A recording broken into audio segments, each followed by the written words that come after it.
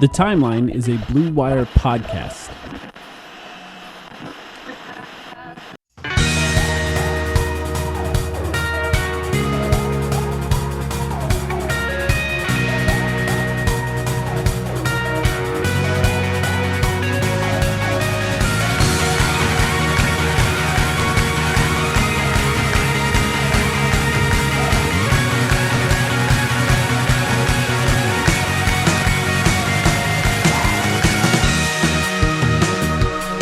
Welcome to the Timeline, of Phoenix Suns podcast. My name is Mike. I'm here with Sam. Sam, how you doing?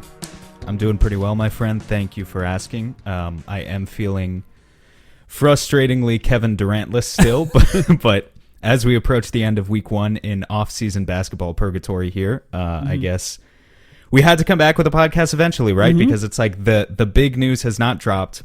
The most recent reports are telling us that the big news may not drop for months. Believe that, if you will. Yeah. We'll talk about it. But also, in the meantime, tangible stuff has happened, and so we were like, all right, we got to talk about the stuff that's actually happened. So we'll cover a little bit of everything today, a potpourri of news, if you will. I feel unproductive, kind of, Like, I feel like I had a 3-day weekend, as many people did, with the 4th of July. And I just feel like I spent the entire weekend just waiting for some news that never came, which means that I neglected a bunch of other things that I could have been doing. And this is all the fault of Joe Tsai, the owner of the Brooklyn Nets, who's making me an incredibly unproductive person right now. And I have a feeling there's a lot of people that can relate to that. Just because, everyone they don't want to miss when the news comes out or what happens and be able to react to it. And of course, we're part of that. We're waiting for it, and we want to react to it with you guys here. And just to kind of update where things are at, there's some Toronto buzz of Toronto potentially trying to trade for Kevin Durant. I think some of the news shifted the gambling lines, if you're someone who cares about that, a little bit. And the Suns are still in the lead. And to me, we're essentially in the same place that we've been this whole time, which is Kevin Durant wants to play for the Suns. The Heat was never a real option. In fact, I question even if that's real, because like Chris Haynes said just the Suns at first, and then Woj is the one that said the Heat and the Suns, and then the Heat odds just sort of melted away and disappeared. They don't seem to be the one with the worst sources. Woj is off his game this offseason. Well, the only person that really has Suns sources seems to be Chris Haynes at this point. I don't. I mean, Brian Windhorst maybe he seems to know everything before it happens at this point. I feel like you've come a long way on Brian Windhorst to be saying that now. He reported the Chris Paul trade. He was the first guy. Was that him? Yeah. Was that him? That wasn't Haynes? Okay. No, it was Windhorst. The first one to actually. Yeah. Mm-hmm. And sure. Windhorst, interestingly, was also the one that said the Suns didn't want it out there, so he appeared to know the Suns' feelings on it. But yeah, I guess we're at I wonder if you think there is a chance that it's done, or do you think there's some sort of stalemate, some sort of standstill based on either the Suns' unwillingness to include somebody like Mikal Bridges in the deal, which would be, I don't know, that would be a huge gamble, I think, if you're James Jones. Or maybe they're trying to not include both Mikal Bridges and Cameron Johnson. What do you think? No, I believe that a stalemate is real and is happening. Otherwise, I think we would have gotten a done deal by now. This Toronto buzz, as you call it, there's really been quite a lot of it over the past 48 hours. Like, the odds shifted. They may have shifted back a little bit more in Phoenix's favor today, but for a while there, they shifted a lot in Toronto's favor, and I think it all kind of hinges on this idea of Scotty Barnes, particularly. Like, Suns fans on one end are debating about, I think everyone obviously knows DeAndre Ayton would be a part of this package, but I guess, Suns fans are debating about Mikal Bridges or whatever. But on this end, I've seen Suns fans debating whether or not to include Mikal Bridges less than on the other side of the spectrum, which is Toronto fans who are going rabid over this question of should they include Scotty Barnes? Because if they don't include Scotty Barnes, let's just talk about it real quick. What's their package? It's OG Anunoby and Gary Trent and 4 first-round picks and 3 pick swaps is like objectively a kind of shitty. I mean, it's not. Anytime you give up 7 first-round picks, it's not a shitty package exactly. But compared to Ayton and Bridges, it's a shitty package.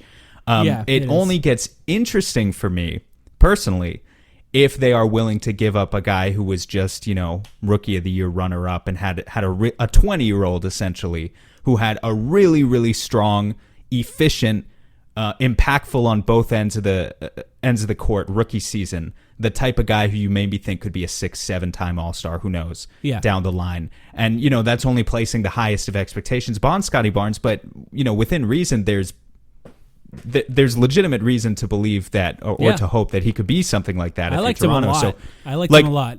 I guess my question for you, because Toronto, I think at this point we can say like they're the main competition, not even because Durant has gone so far as to say like they're one of his preferred which destinations. He hasn't, of course. Yeah, I think behind the scenes, I think maybe he would tolerate being in Toronto, and that's fine. And I don't. They cheered when he tore his ACL.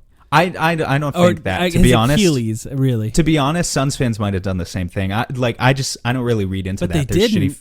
There's shitty fans in every fan base, so Absolutely. I don't necessarily read into that. And they didn't know what was happening.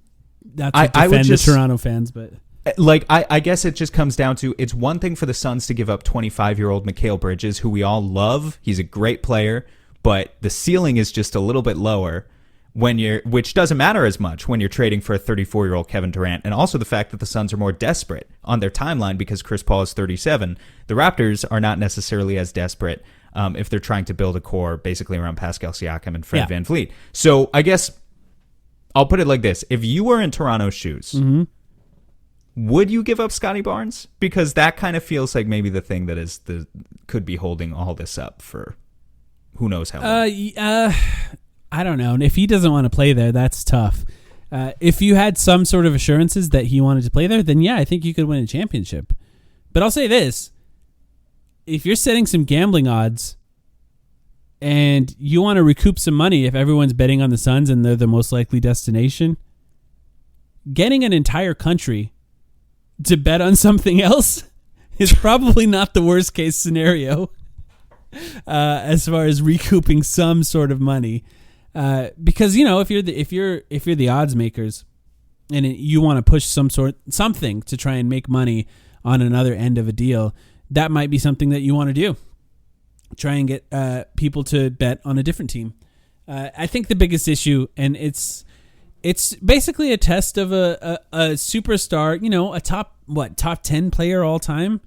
It's basically a test of their power. Like, to what extent can they choose? I've been saying top 15 to be conservative because I don't want anyone to get mad at me, but maybe. An all-time great. I don't know. Yeah, it's an all-time great player, essentially. And it's a test to see how much control he has. Can he choose the next team that he wants to play for with 4 years left on his contract? And I think it remains a gamble for every team, including Toronto, and this is why I think Toronto might not do it. The issue for them would be giving up the picks. I think that's where they would have. The Suns would do it in a heartbeat because they know he wants to be here.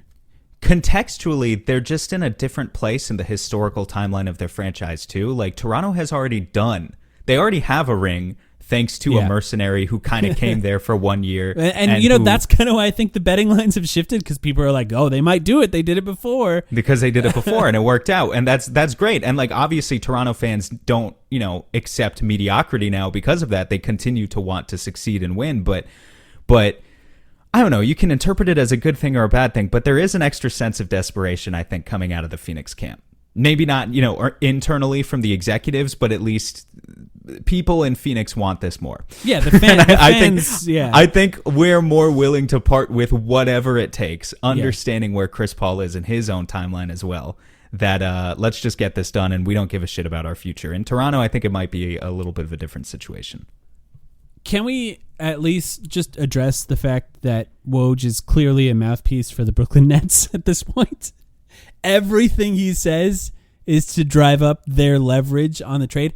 And it is something that's been said to me before, which the idea is the Suns and their unwillingness to work with reporters has affected how they're covered around the league, because they're no longer pushing narratives themselves. Therefore, if they're not feeding news directly to these reporters, the reporters essentially don't owe them any favors when reporting the news. Whereas I think it's very clear that if you look at some of the reports, by the way, before the James Harden Ben Simmons trade, Woj said the day before the trade that there's been no real negotiation between Brooklyn and Philadelphia. The trade went down to the net the next day, which only benefits the Brooklyn Nets. So it's just interesting to see this sort of play out in real time. Every single thing that Woj says is like specifically designed to get teams to give up more for Kevin Durant, which he's Kevin Durant. So I kind of understand it. But it is funny to see the game that is playing the media play out right in front of our eyes.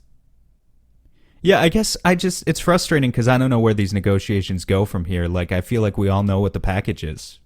Match salary with Bridges, Ayton, take as many picks as you want. I would really rather not give up Cam Johnson. I like, are they going to spend 2 months fighting over whether or not the Suns give up Cam Johnson? Like, is that's ultimately what's going to hold up the deal? Right? That's part of it. That's silly. Yeah. Shams keeps saying they don't want Ayton. Woj has mentioned that they don't want Ayton. Brian Windhorst has mentioned they don't want Ayton. Gambo has said they don't want Ayton. So I think that's a lot. That's a lot of people. That's a lot of evidence. Either they take Ayton and they use him as a potential asset for the future, or the other option for the Suns, and maybe this is exactly what's happening right now, they try to extract as many assets as they can out of another team that wants DeAndre Ayton and then ship whatever expiring deals or whatever Brooklyn wants to get them what they want. Now, maybe the Suns have what? They can trade 4 picks and 3 swaps, I think, right now, just based on the rules of the amount of things that you can trade. Maybe they get another first, right? And then all of a sudden it's 5 picks and 3 swaps, and that could help, but no DeAndre Ayton in that scenario. To me, the idea that Brooklyn would value expiring deals and an extra first over DeAndre Ayton seems kind of insane. But if they don't want to pay him, a max or whatever it is that he's able to negotiate at this point, yep, he doesn't fit with Simmons. If they're keeping Simmons, right? He kind of fits with. I mean, he doesn't.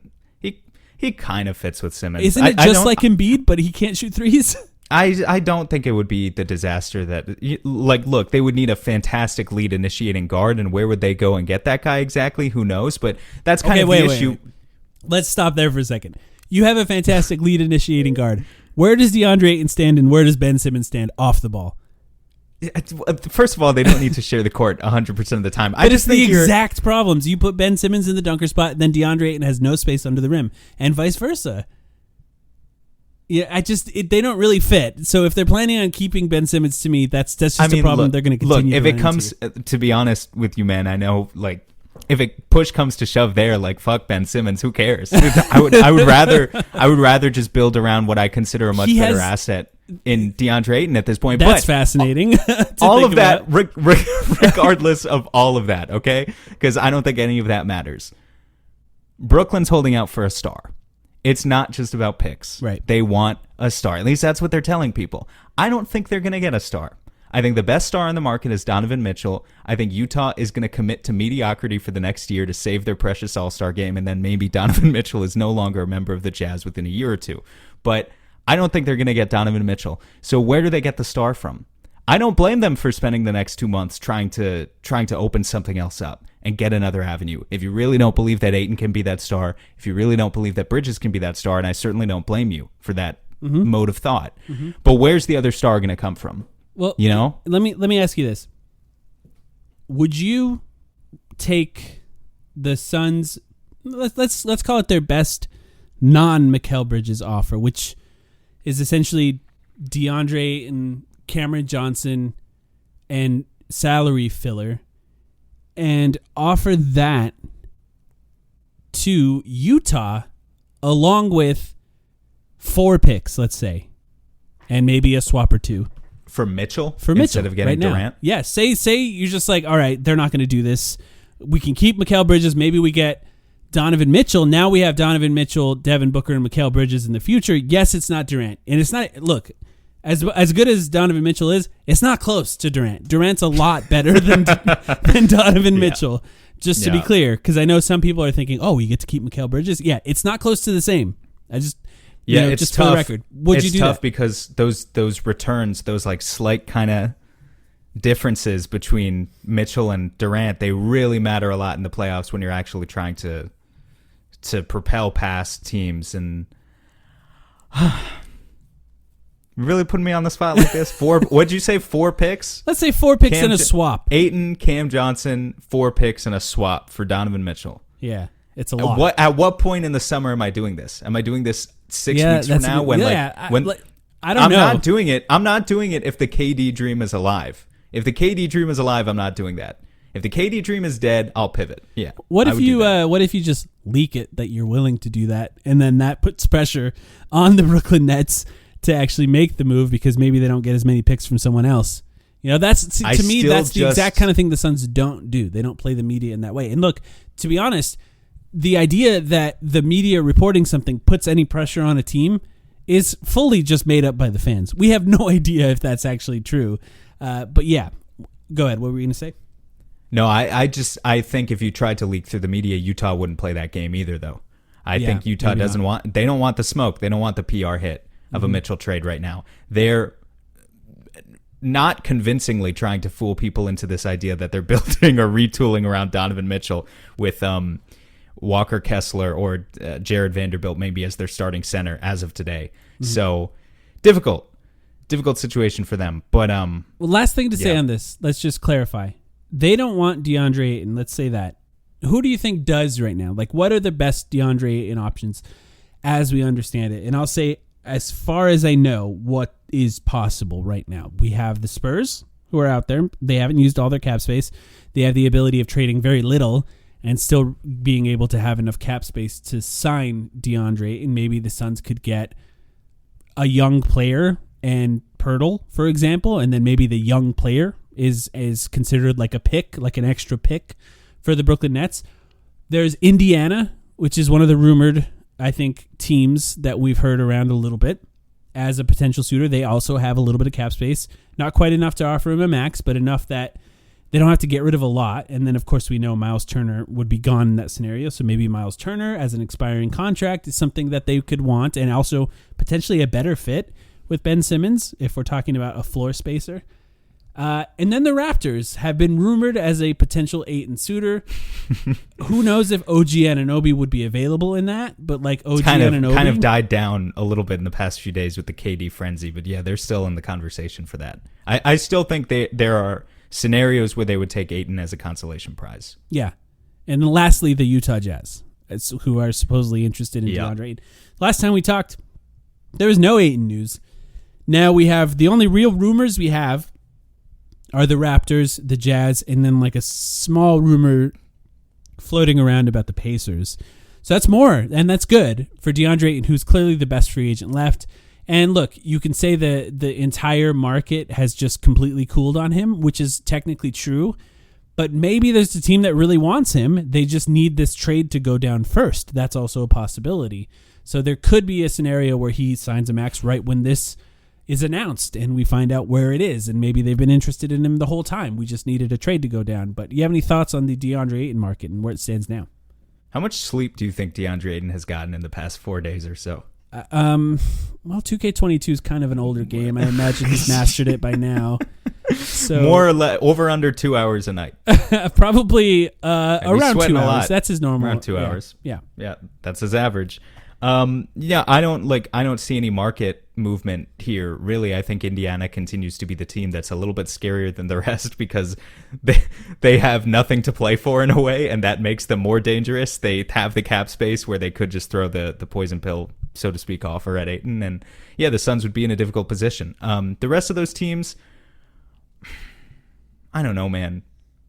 What's Utah giving up for in an Ayton sign and trade that's not Donovan Mitchell? Obviously, what's their offer?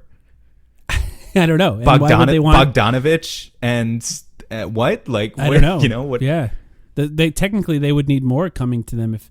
Well, I guess Bogdanovich can go to Brooklyn in that scenario, and I don't know. He's expiring too, as we mentioned on our last podcast. There is value in expiring contracts. You know, the cap space that comes with it, but it's difficult to figure out what they're doing, what's going on in Utah, if you will.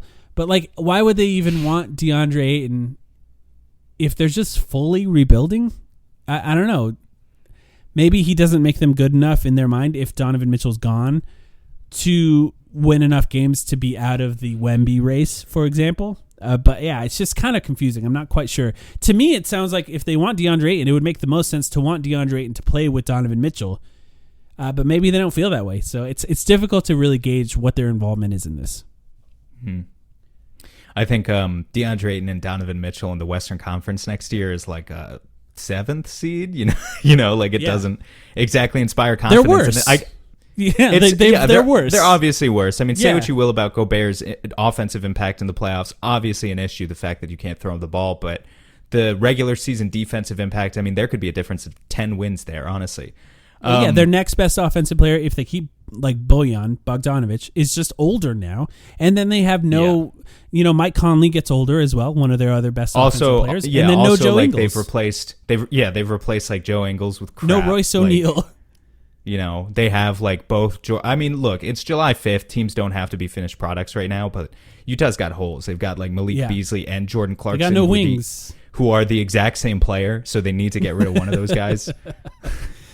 unless you're trying to fulfill a vision of like a team of just Jamal Crawfords, if you will, like just Jamal Crawford prototypes, which would be funny. But yeah, every team has holes. One thing I'm confident in is that the bluster that they're willing to just not trade KD is fake, I think. Because they basically have to trade Kyrie at this point. He clearly doesn't want to be there and has pissed off the owner and pissed off a bunch of people in the front office over and over and over again. His value is pretty low right now because nobody knows if he's going to play. Only one team appears to be interested in him, and that's the Los Angeles Lakers. And if they end up trading Kyrie, they're going to get very little back. And the idea of bringing Kevin Durant back to a team without Kyrie Irving and some sort of mediocre return for a Kyrie Irving trade to play with that mediocre return and maybe Ben Simmons, who hasn't played in over a year, would be insane. So if they do that, they're insane. I think they're just trying to pump up any potential offers that are out there right now. I don't think the threat. They're also they're gonna feel that Twitter pressure eventually. KD's he's gonna take to his account. He's gonna start tweeting passive aggressively. It's only a matter of time if the deal doesn't get done. So yeah, I think there's no chance that. I mean, look, could he suit up again for Brooklyn like at the start of next season? I could see it. I could see this prolonging. I could. Why would they want to bring him back to a much worse team is my question. They would be very stupid for it. I'm just saying they could prolong this a few months into the regular season and maybe finally give in by the deadline. But it's not going to be a long affair. You think this could end in the next week? Yeah, of course. I mean, this could end tomorrow. This continues to be a situation. Look, I know we're not telling people anything new and exciting here. Sorry, it fucking sucks to hear over and over again. This could happen tomorrow, or it could happen 3 months from now. But yeah, it just seems like that's the truth. Yeah, I think the whole league is waiting for them to do this. The whole league. There's a bunch of teams that are unfinished products at this point. Yeah, they need this trade to happen in order to move the rest of the offseason along. So there are a lot of free agents. There are a lot of free agents remaining. Yeah. A lot of holes on teams right now, and a lot of people are just waiting in the wings for something to happen. Listen, life's all about leveling up. Whether you're handling business on the field or kicking it in your zone, you like to celebrate with cigars that match the moment. That's why you should link up with Famous Cigars to bring you a wild deal. Right now, you can grab 8 premium cigars for just $8. You heard that right. 8 top-rated cigars at $1 a stick. Top quality brands like Oliva, Romeo y Julieta, and Davidoff. Hand-picked just for you and worth over $80. Hit up famouscigars.com/cam and lock in this exclusive deal. While you're there, check out their insane selection of premium cigars, all shipped fresh and fast from their massive 20,000 square foot humidor. That's half a football field. Famous Cigars has been in the game since 1939 and still family owned. So celebrate every win with the folks at Famous. 8 cigars for $8. famouscigars.com/Cam.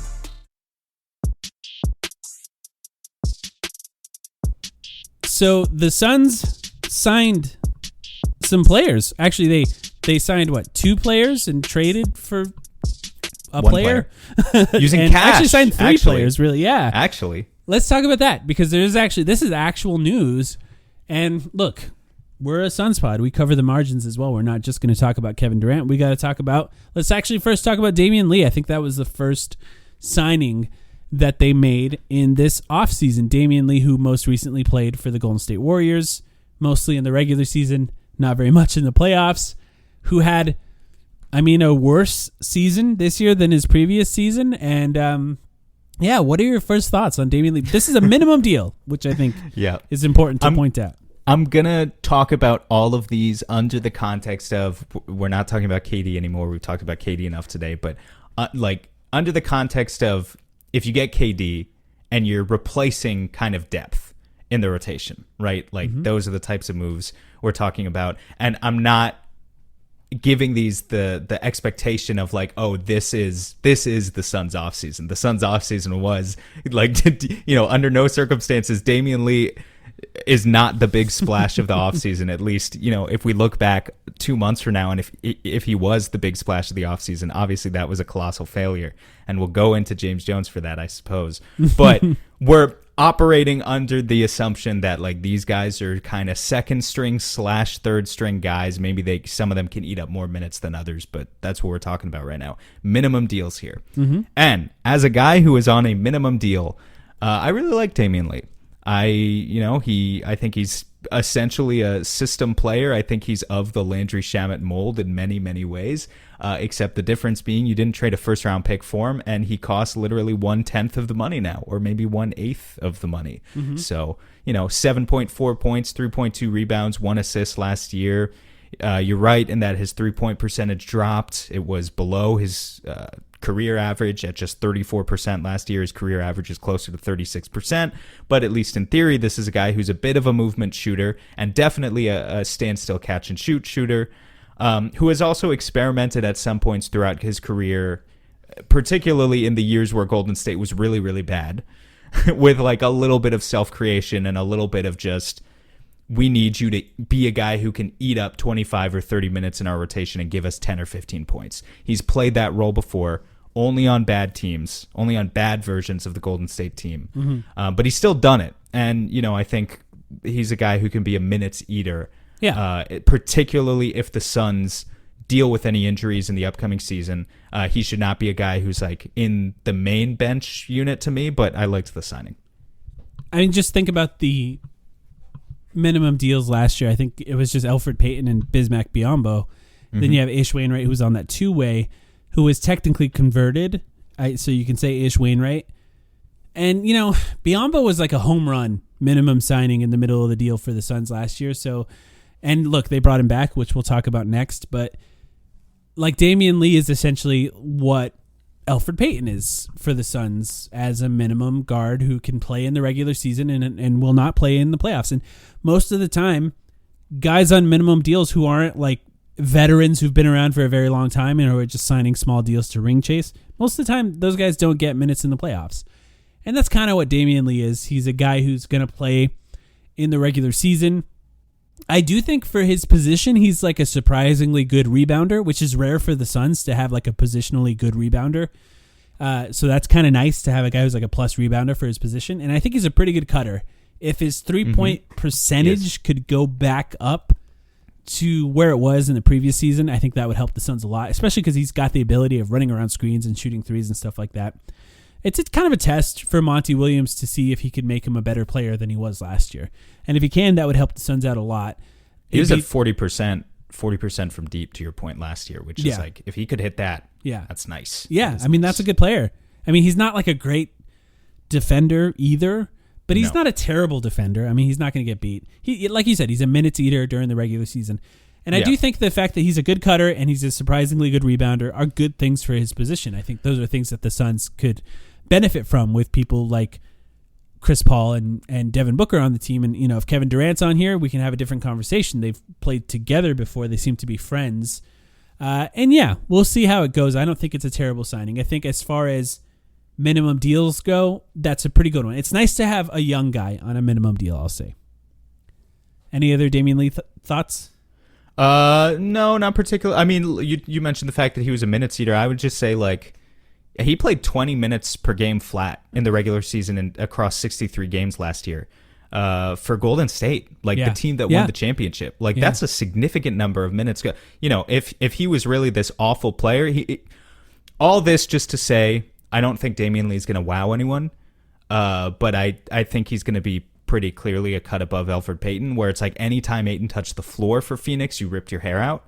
And I don't think Damian Lee's going to be like that. I think you can put him on the floor for 15 minutes and get mostly good returns out of it. Yeah, I think he's a smart enough player that he's not going to get in the way too much with it, which I think is important. The next thing that we heard was the Suns re-signed Bismack Biyombo to another 1-year deal, which the Suns had the ability of increasing his salary slightly because they had his non-bird rights, basically a 20% raise, which it looks like they gave him. So Biyombo remains on the team at essentially a minimum deal for another year, which I think is, at this point, we can just kind of call him a JaVale McGee replacement. Maybe he'll start. We don't really know who's going to start on this team at this point. But if I had to guess, I would call him the JaVale McGee replacement. I think at a certain point, you really ran into the limitations that come with JaVale McGee's defense, and Biyombo also has limitations, especially offensively. But he can move his feet a lot better than JaVale was capable of doing. And I think the Suns probably looked at that and said, if we're not going to get JaVale back at a minimum, which JaVale signed a 3-year deal in Dallas, their best free agency signing, by the way. And thinks he's going to start. Yeah. And it's just, I understand why the Suns said, I think we can do fine with Bismack Biyombo off the bench and another player who we'll talk about in just a second. But I'm happy to see Biz back. What do you think? I mean, I just hope it's off the bench, like you're saying there, because I think the prospect of, I love Biz, first of all. I guess I'll just start with the praise. I love Biz. He was, like you said, a home run acquisition for us middle of last season. Really defends well, in my opinion, for a guy of his age, and just a class act guy. Like, I'm really, really glad to see him back. But yes, the prospect of him starting, just not being a guy who optimizes either Chris Paul or Devin Booker's offense in the starting lineup, that's a little scary. He could be a placeholder who, the type of starting quote unquote center who really just gives you 20 minutes a game and then you kind of platoon him with someone else. He could do that. He could.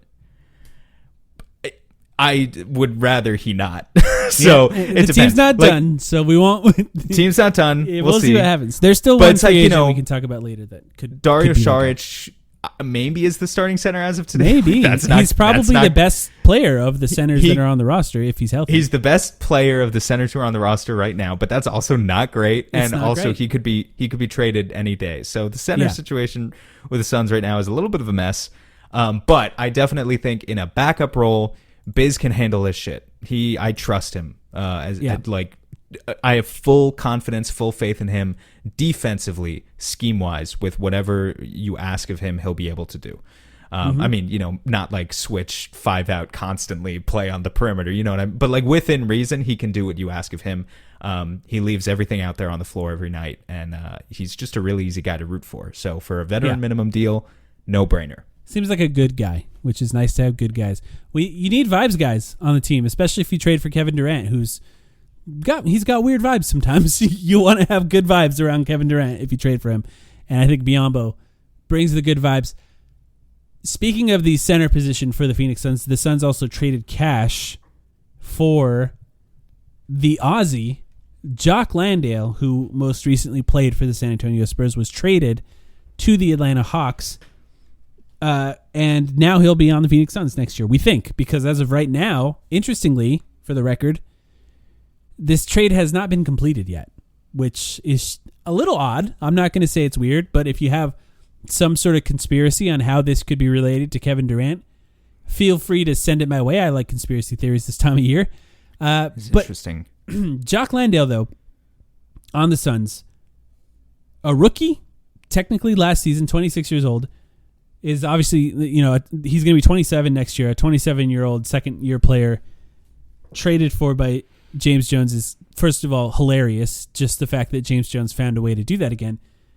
But second of all, I found myself doing something I have yet to do in a while, which is go to a young player's page who's played very little on like B-Ball Index and just be tantalized by the idea of potential for like a younger player. He's not young necessarily, but someone young in the league.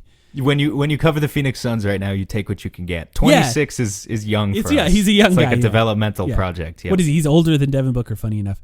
But I found myself just interested in the idea of Jock Landale, and I think he's a really kind of a fascinating young player for the Suns to trade for. I mean, you could if we're calling Biyombo the JaVale McGee replacement, Jock Landale is the Frank Kaminsky replacement, if you will. Yeah, that's a really good way to put it. He doesn't shoot a lot, but look, he has in his 50 games that he played last year, he has more career 3-point attempts than DeAndre Ayton. So he's shot more. He kind of shoots a lot, dude. Close to half of his field goal attempts last season were threes. Yeah, so he can shoot. He's also a great screener, or appears to be a great screener. He rolls hard and he gets to the rim and he just tries to dunk, and he's a guy who he can't drive, he can't dribble, but he knows his role. If he catches it at the 3-point line, it's a DHO or he's shooting a 3. If he catches it near the rim, he's going to try to score at the rim or pass out of it. I think there's some potential for passing. Most of his assists were out of DHOs. I watched them all in his career. So it's not like, he's not Jokic. He's not doing anything masterful as far as passing, but he appears to make smart reads. And I just think he's an interesting player that does a lot of the things that Frank Kaminsky did, and he could be really interesting for the Suns. What do you think about Jock Landale? Yeah, as like a third string center idea, I really like this for the Suns. I did laugh a little bit when I was really starting to dig into more of who he was as a player, because the more I did that, the more I realized this is the quintessential James Jones. A big giant white guy who shoots and passes. Big giant white guy who is athletically limited, but who shoots a little bit and passes a little bit. He's definitely more athletic than Dario Saric. And also taller, yes. No, he is. And a little bit longer. But it's like, I think Dario Saric is like 6'10" with a 6'10" wingspan. Like he's really pushing it for what you can do at the center position. Landale is, I looked it up, he's 6'11" with a 7'2" wingspan. He has slightly better physical tools, but he's still not a leaper. He's still not like a forceful, posterized type dunker, so I think there are a lot of reasons why NBA teams would have ignored him when he was originally coming out of college.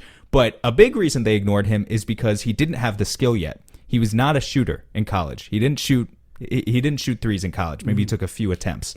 And I think it really took a long time for him to build that requisite skill overseas, prove that he could do something, that he could add a little bit of versatility to your offense, essentially. The way the Spurs ran him last year is this is data from the B-Ball Index, they did almost a 50-50 ratio of pops versus rolls. And sometimes slips as well to a smaller degree. That was more like 6 or 7% in his case. But almost an equal ratio between pops and rolls. And what I was just talking about with Bismack Biyombo a few minutes ago, the fact that he doesn't optimize neither Chris Paul nor Devin Booker in the Suns offense. But we've talked many times before, Mike, about how Chris Paul, he needs a roller. He needs a guy, as long as you can roll to the basket, as long as you don't have complete cement hands, he will catch you the ball. Yeah. And it's like a guaranteed 10 or 15 points if you're going to play like 30 minutes with him.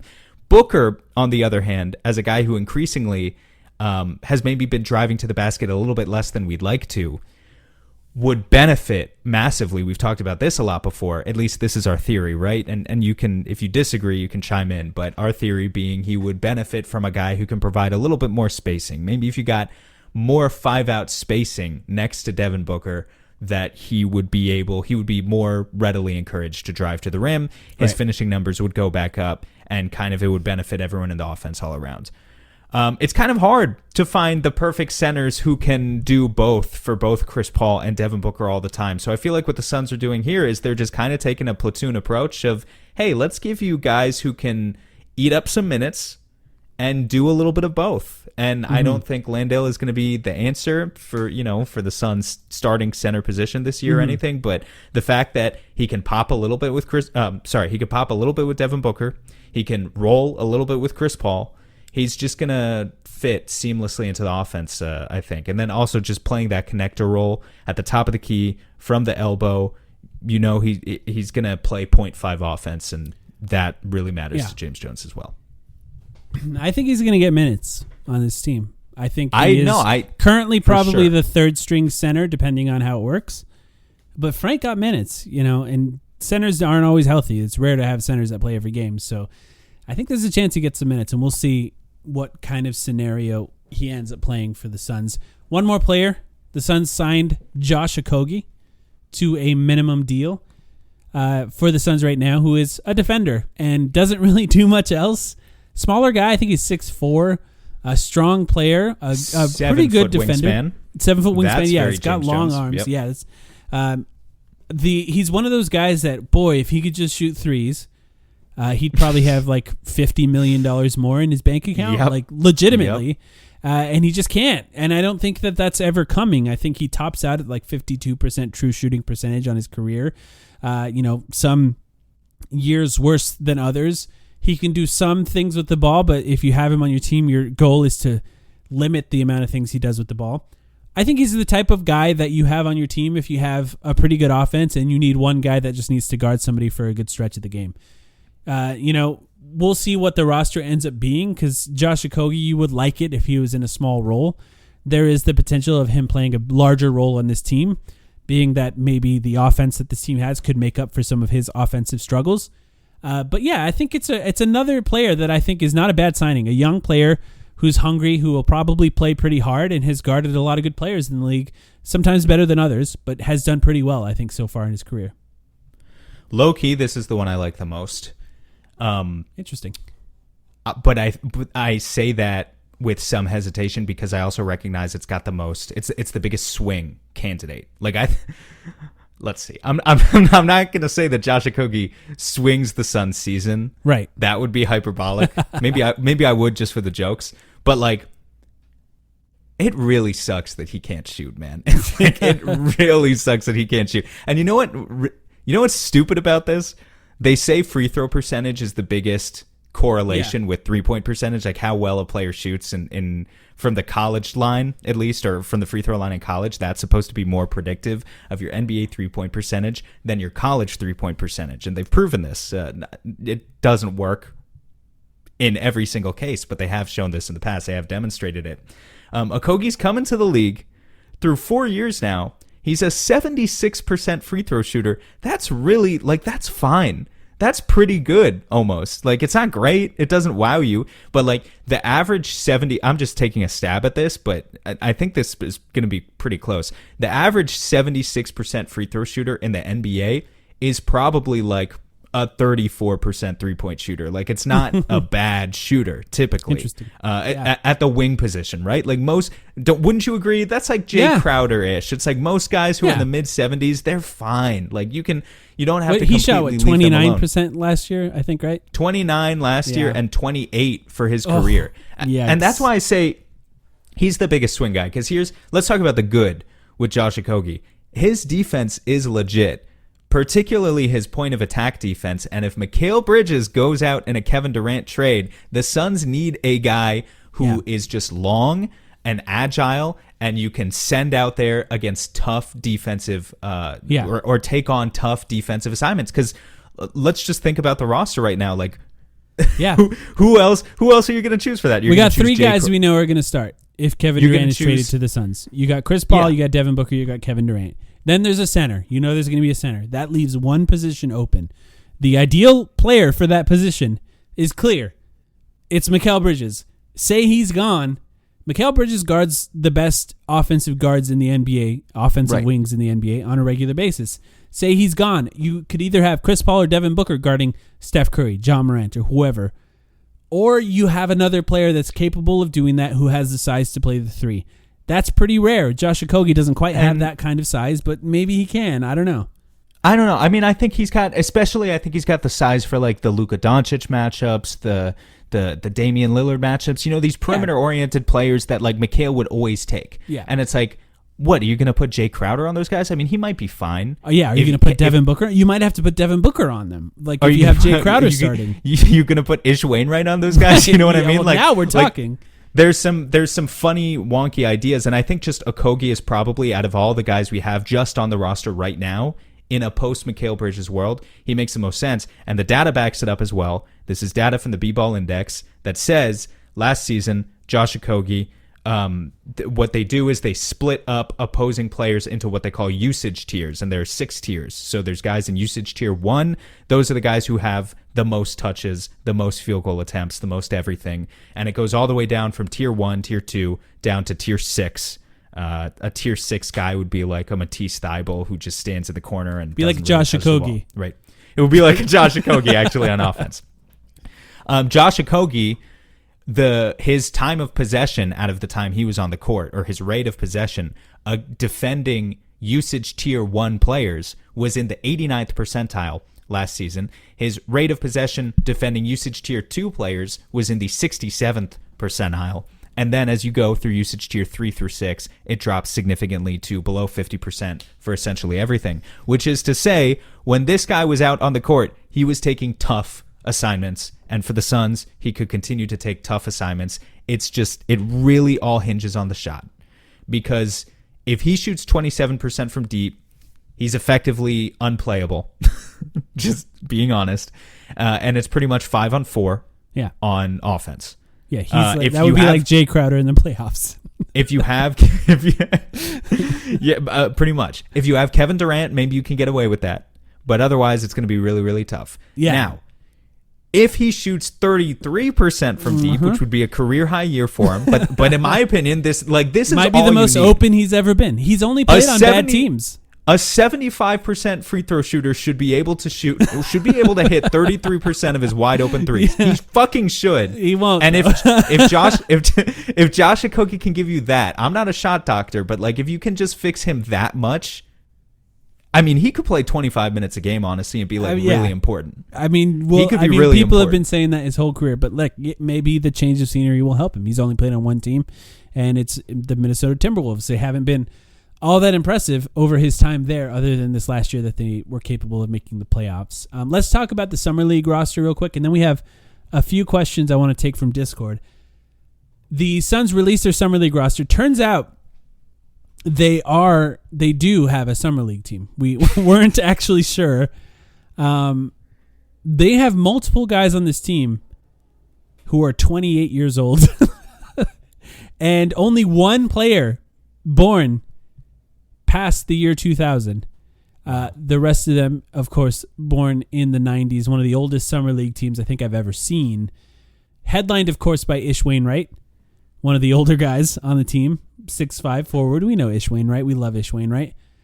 Not a lot of real... I mean, the only real player I recognize is Olivier Sarr. Not to say that I don't recognize these names. I should say the only player that's played real NBA minutes, if OKC counts, is Olivier Sarr, who did play against the Suns. I do remember that.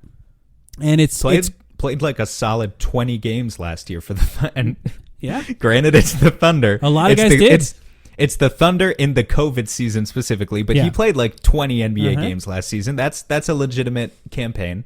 Yeah, yep. And there's some other names here that other people recognize. I should say that Sam and I are going to do the game on July 10th, Sunday, July 10th, on playback, assuming we can work that out. I think we can, which should be open to everyone, at least for Summer League. So join us to watch that game. We'll talk through how good Ish Wainwright looks, who has yet to be signed on the Suns, by the way. But I have a feeling the Suns are intending to bring Ish Wainwright back. So at the very least, it'll be a fun time watching Ish and talking about the rest of these guys. Anything specific? I mean, I don't know. Anything specific stand out to you about this roster? Not especially. There are a lot of fun names on this roster. Yeah. I'm not gonna try to pronounce them like right now. Asbjorn Midgard. Yeah, we have another Danish player. Actually, that's a great name. I guess I don't. You probably just butchered it. I don't think you got it right there. I'm sure. Yeah. But by Sunday, we'll ask Mort. By Sunday, for the stream, this is your incentive to tune into the stream. We'll try and have fun with some of these names and actually get them we're gonna have to figure them out. Yeah. What was I going to say? Oh, that does remind me. Some people were asking about Ife Lundberg. I think that's natural. Yeah. It appears that Ife Lundberg went back to Denmark. I would not. If he's not on the Summer League roster, I just don't anticipate the Suns really being interested in continuing with him at this point. So I guess that's a bit of an update, a very minor one.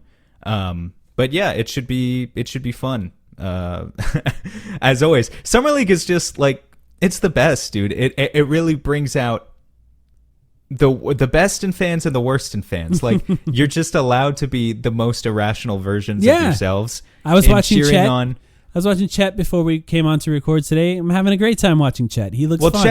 Chet is one thing, and that does bring me back to memories of like 2018 Summer League with the Suns. Dragonbender. Watching just like watching DeAndre Ayton square off against Mo Bamba in Summer League. Right. Like, that's fun. Yeah, that was fun. But for us this year, it's more like pick a random player out of a hat and cheer the fuck out of that guy to become the next 15th man of the roster. Yeah. And that's fun too. That's fun in its own way. So and I think it's clear that James Jones's goal here was to find older players, test them out, see if they're potentially capable of holding a roster spot for the Suns. I think the real most likely scenario is none of these players make the team except for maybe Ish Wainwright. And I think Ish Wainwright will be back, I'll be honest. Two ways are for sure available with this team. It's just, a two-way with the Phoenix Suns is less valuable than a two-way with literally anybody else. Yeah. Because it's not actually a two-way. Yeah. It's a one-way. It's a one-way where you can spend a certain limited amount of time with the big league club, and then there's no minor league club to go to. Or you can go to, I think you can technically be sent down to some random minor league club that the Suns wouldn't be in control of. So it's a little more difficult. But yeah, signing guys to two ways would be cool, or at least bringing guys into training camp. Well, join us for that playback on Sunday, July 10th. We'll post links on our Twitter accounts. That's the best way to find it. If you don't have Twitter, just go there on Sunday. The link will be there. We have a Discord, patreon.com/thetimeline. If you go there, you can sign up for our Patreon. Just send us a message. We'll send you a link to the Discord, and you could join us for our discussions that we have in there, which has been a lot lately. I've been in there. I've been incredibly unproductive, as I mentioned, to start this podcast, and the Discord has a little bit to do with that. But I did ask for questions on the Discord before we started this podcast. We'll go through a few of them now. Maybe we can get to all of them here. This is from Dancing Barrow. He said, are Jock and Dario redundant? It seems like at least one more big is being added to the roster, and rostering 4 might be unlikely. And I think that's an interesting question, because I'll say that Dario's a better player, as far as we know. He hasn't played yet since his surgery. And from that perspective, I would say no. But Dario has a $10 million contract that could be traded. So from that perspective... that right there is value. Yeah, that's value. And the Suns might need to trade for a wing to guard wing players in the starting lineup. So maybe... I guess is the way that I would put that. And, depends on when Dario's he's not a pure 5. He's a 4-5. Look, you could argue like... hey, yeah. I mean, Dario can... I don't want to play Dario Saric at the power forward position in the playoffs. I don't know how much I want to play Dario Saric in the playoffs at all, to be honest. But Dario and Frank, I thought, played well together. If you have two guys that are capable... like Dario and Jock might be able to play together. I mean, look... Dario and Biyombo, I'm not sure about. He's expiring money who could soak up regular season minutes at 2 out of the 5 positions for many teams. That applies and could be relevant come trade deadline time or come tomorrow. Who knows? Exactly. So yeah, I don't think the two are necessarily redundant.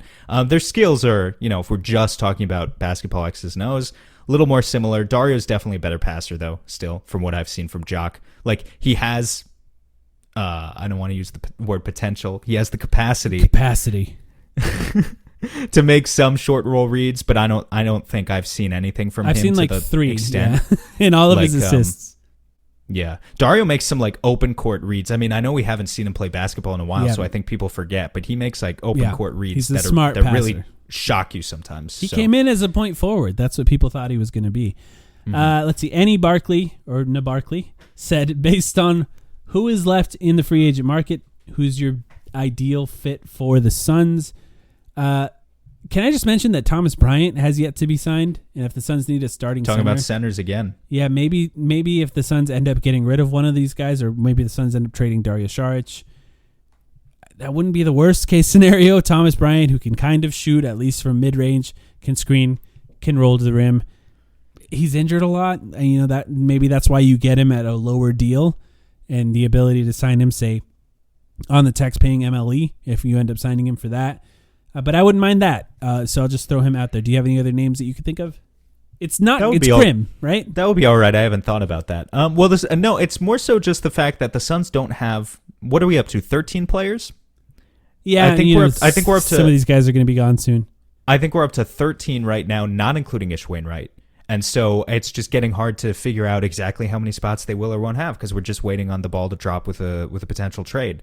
I don't know. I mean, Melo could always be an inevitability. That's like an August inevitability, right? Yeah, that could happen at some point. Or bring in Rondo to replace Alfred. I don't know. I'm not huge into that idea, but yeah, I need to look at the list again. Honestly, I haven't seen the updated version of where it is today. Dylan and Gundy. I'm just gonna say, guys, we'll cover your questions later. Please remember them. I don't want to get too into the concept of a Durant trade and the ramifications of that if they're not going to happen. So we'll skip those. Another question from Nabarkley was, is the current starting center for the Suns already on the roster? I think we don't know yet, right? That's a question we have as well. It's the biggest question right now, and the difference between this being like a 0 out of 10 on the offseason scale of James Jones, you did a good job, to a 10 if he nails it. So yeah, so we'll see. We just don't know. And let's just do this last one. This is from Stevie. He said, will Lucas Sinclair ever play another game for Hawkins High? I think so. Maybe he will. What are you doing? You have to redact that now, dude. You can't just put that out there. Are you serious? You can't. You need to like bleep yourself now. That would be kind of interesting. Just a really long bleep. I'll do that. Yeah. Okay. Do that. Do that. You can't just be out here giving spoilers, dude. That Volume 2 dropped one, but yes. Okay. Fair. Volume 2 dropped like 3 days ago. That's crazy.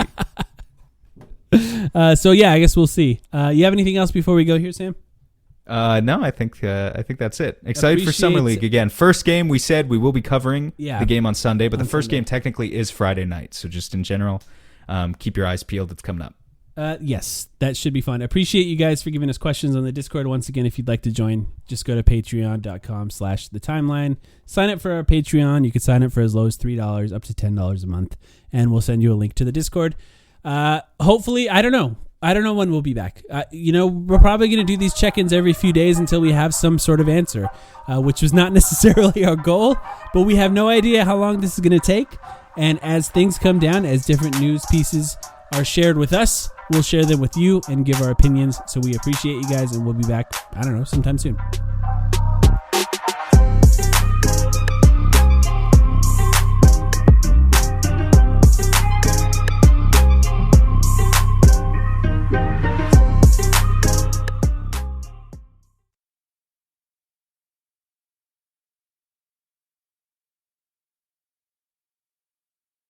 For over a century, Johnny Walker has shared its bold spirit with the game of golf. Now, crafted with Devereaux Golf, Johnny Walker introduces the Johnny Walker Blue Label-inspired Sunday Golf Bag, elevating the game with sleek design, Blue Label hues, and refined gold accents.